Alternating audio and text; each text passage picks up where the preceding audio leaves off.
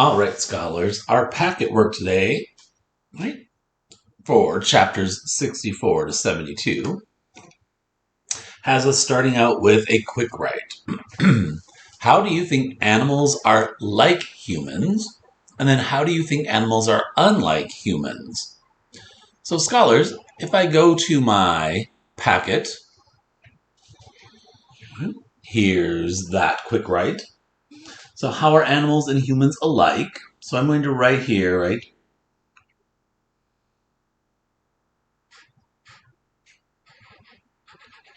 Humans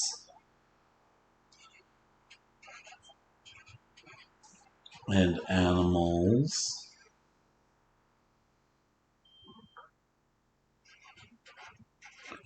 are alike because dot dot dot right, I could finish that thought. And then how are animals and humans different? Humans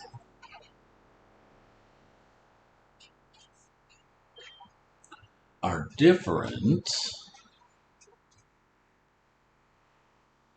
because, now scholars, remember, you would not have to start your answer this way, right? But if you're having trouble thinking about how to start your answer in a sentence, these two options are how you could start it, right? Humans and animals are alike because they both da, da, da, da, da.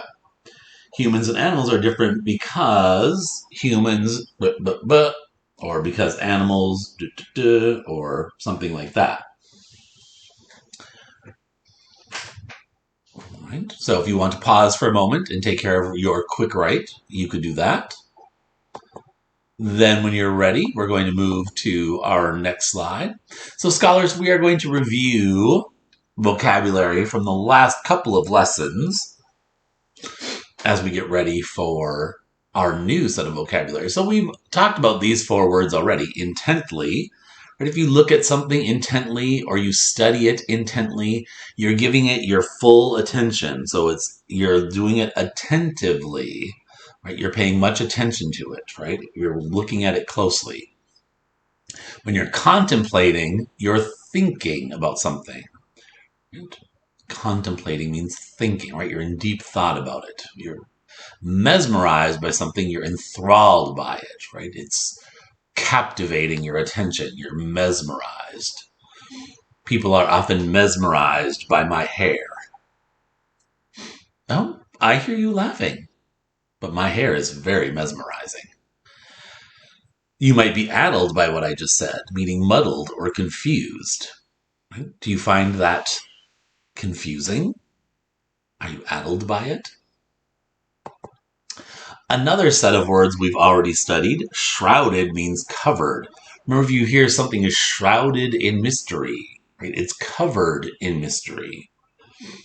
Forage means to hunt and search. We talked about foraging through the cupboards to try to find something to snack on. If you venture into the forest, you travel into the forest, right? And adventure has to do with traveling, right? Doing something. Amplify means to make louder. Right? Using a microphone amplifies your voice. Amplify. Then our words for today, sullen. If you're feeling sullen, right, you're feeling sulky, glum, kind of down, right? You're saddened by something. That's sullen. So think about what a sullen face might look like. And then probably the opposite of that, right? You're thrilled, you're happy and excited, you're thrilled about something, right? Some of you might be thrilled that there's a 4-day weekend coming up. Thrilled. Trudges. If you trudge along, you walk slowly and heavily, right? Trudging. If you've ever walked in deep snow, right, it might slow you down. Heavy steps. You're trudging through the snow. I would imagine if you were stuck in a giant vat of peanut butter and you were trying to walk, right? You'd probably be trudging through it. Trudge. Gleaming means shiny. Right? Some people think my head is gleaming, right? Shiny. Gleaming. Maybe take a moment to study these words, and then scholars, we're going to work in the vocabulary section, and I want you to do a couple of these with me because there's some special instructions for them. So, vocabulary, write the vocabulary word next to its antonym. So antonyms are opposites. So we're trying to find the opposite of cheerful. So when you look at these bold vocabulary words, which of those seems to be the opposite of cheerful? Right. Sullen.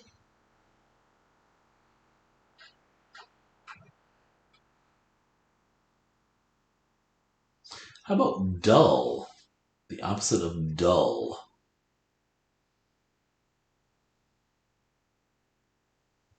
Gleaming. Right? If something's shiny, it's gleaming. That would be the opposite of dull. And then we have unhappy. So the opposite of being unhappy. Right? Are you going to write thrilled or trudges on that line? And then sprints. Right? A sprint is a fast run. Right? So can you think what would be the opposite of a fast run? So you're writing either thrilled or trudges in these two spaces. All right?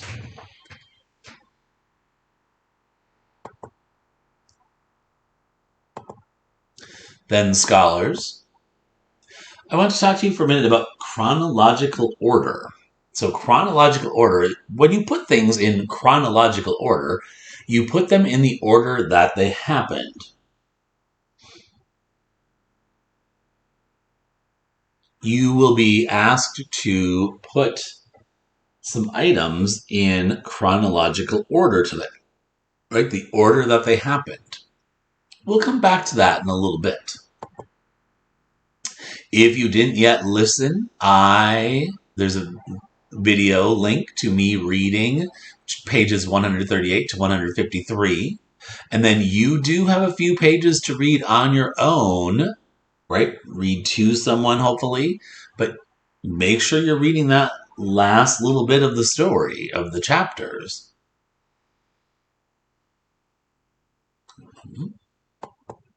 So if I go back to the packet for a moment, right, so the theme, I'm going to scoot this over. So what important lesson could be learned from these chapters? Explain the lesson. Think, what does the author want me to learn and think about in these chapters?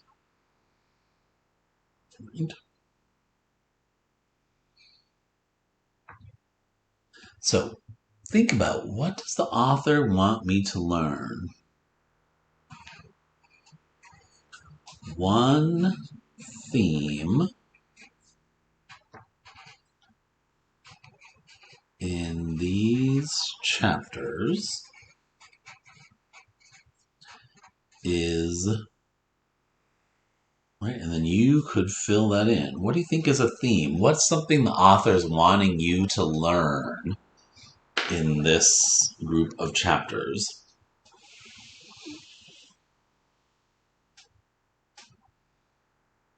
Then this sequencing, right, is that chronological order that I just mentioned earlier, right, where you're trying to put the things in order.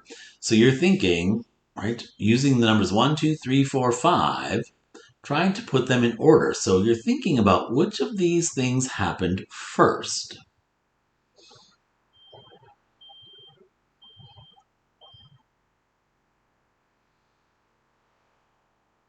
So you might want to go back into the story, right? I just picked up my book and I'm looking at my book. And I'm thinking, which of those things happened first? Right? So I'm back at the beginning, right? Pages 138, 139. And I'm thinking about what happened.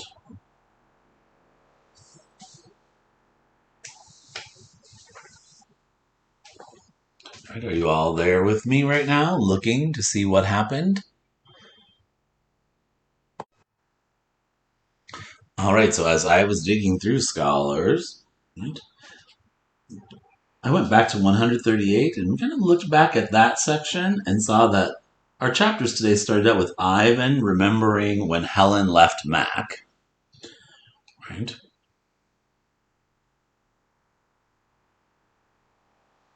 And then this actually happened second, right? After Stella died, Mac was gone for a couple of days, and then he comes back and starts to train Ruby. This training of Ruby leads to the next couple of things that happen. Right? During the training, it made me think about, right? He threatens Ruby with the claw stick.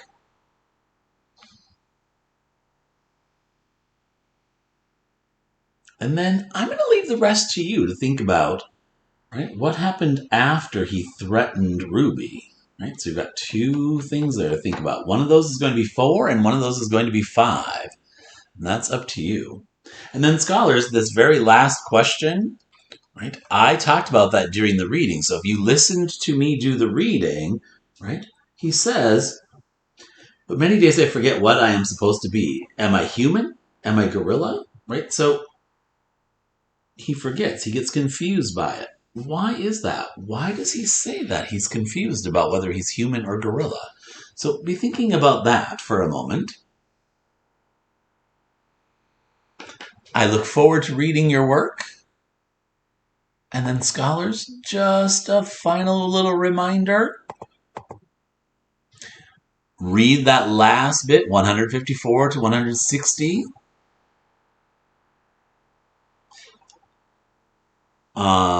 And complete your 2 sides of the packet page, and then upload a photo of that to submit your work.